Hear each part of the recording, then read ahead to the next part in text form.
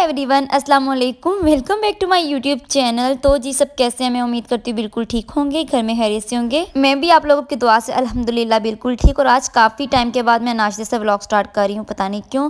यहाँ पे मैं ले रही हूँ पराठा, साथ मैंने बीफ बनाया था रात में, वाइट बीफ। इसको बार बार गर्म करने की वजह से इसकी हालत कुछ इस तरह से हो गई है। और ऑयल जो एक्स्ट्रा था वो सारा साइड पे हो रहा था। मैंने कहा साइड पे हो जाए फिर नाश्ता स्टार्ट करती हूँ। यहाँ पे मैं चाय साथ में ले रही थी। मैं चाय शौक से तो नहीं पीती, लेकिन कभी कभार मेरा दिल करता है चाय पीने को। मैं चाय लवर नहीं हूँ। तो यहीं से करते हैं आज का व्लॉग स्टार्ट। तो welcome back to my new video.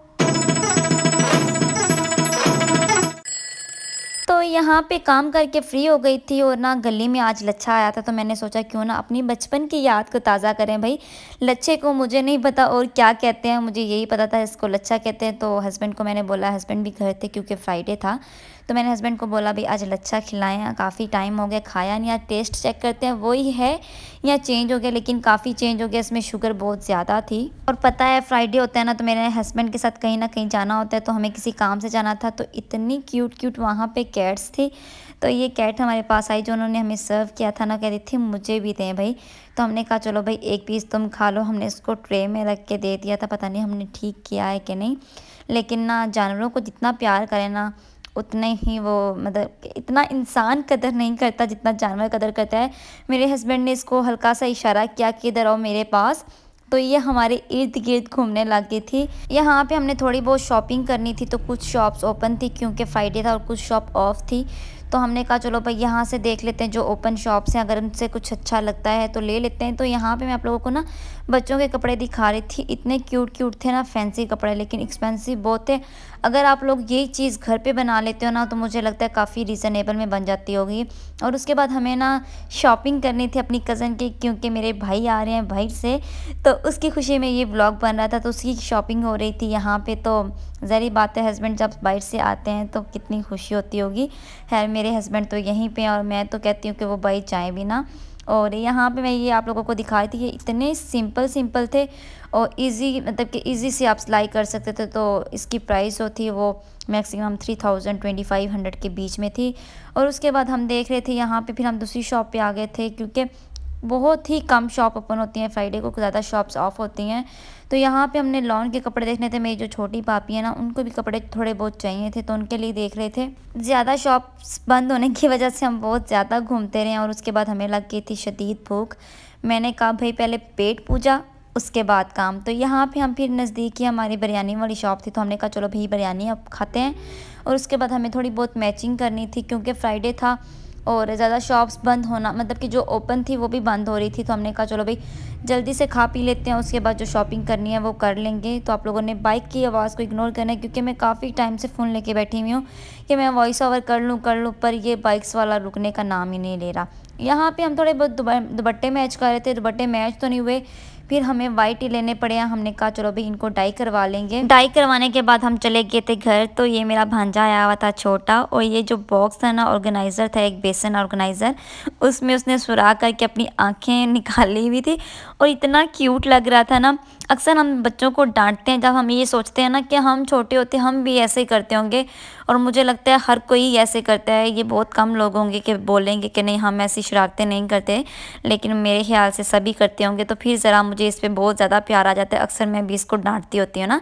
तो उसके बाद जी क्या करना था, जब घर पे कुछ ना बना हो ना, ज़री बात है फिर बाहर से ही आना होता है। तो मैंने हस्बैंड को बोला भाई जाएँ आज फ़िश ले आएँ और ना अच्छी सी लेके आना। हस्बैंड फ़िश तो ले आए, लेकिन जब वो लेके आए तो उसको डबल फ्राई करने वाला था। तो मैंने कहा भाई नहीं, ये क्या तरीका है? अगर हम लोग पैसे देते हैं तो उनका हक बनता है कि हमें वो फ़िश अगर ले रहे हैं तो उसका प्रॉपर वो फ्राई होना चाहिए।